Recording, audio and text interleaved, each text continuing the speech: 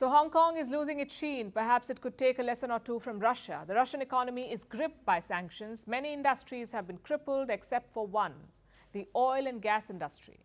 It is still making money hand over fist, even from its worst critics in the West. Russian energy giant Gazprom is still doing business with the UK. It operates a gas field in Europe. Last year, Gazprom earned over $45 million from there. The revelation has led to an uproar in London. Is the UK funding Russia's war? Our next report explores. Last month, Russia's finance ministry made an announcement. Moscow had achieved a new milestone. Russia's oil and gas revenues made a new record. In October, Moscow earned over $17 billion, their highest since April 2022. This revelation was an indictment for the West. Their sanctions regime remains ineffective. Global oil prices are rising, and Russia has capitalized on the surge. Western powers have tried to limit Moscow's earnings. They had introduced a price cap, a ceiling of $60 per barrel, but it has proved to be ineffective. These failures highlight the limitations of sanctions.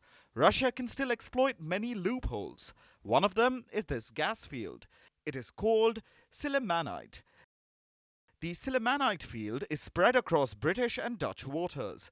Russia's Gazprom has rights to use it. They started production from Silimanite in 2020.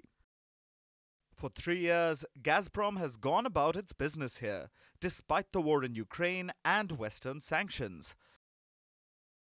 Wintershall, a German company, is Gazprom's partner in this project. Together, they supply gas to Europe. The gas is produced at Silimanite and supplied to the region through the Netherlands. Last year, the Russian-German joint venture did good business. They earned over $45 million from this field. This disclosure has caused an uproar. British politician Ed Davey is the leader of the Liberal Democrats. He has put Gazprom under a spotlight.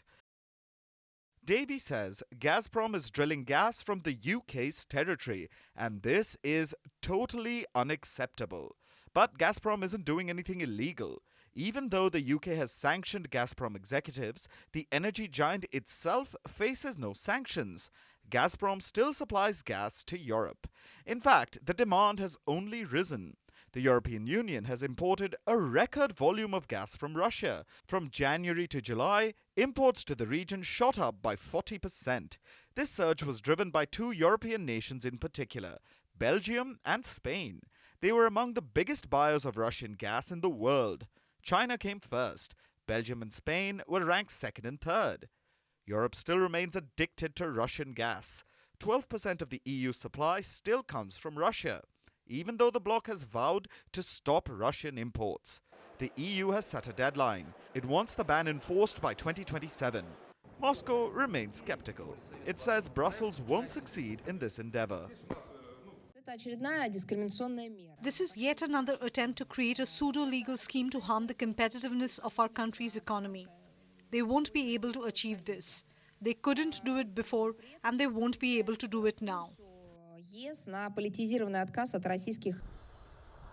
The momentum is clearly in Moscow's favor, and despite their best attempts, Europe is far from weaning itself off from Russian energy.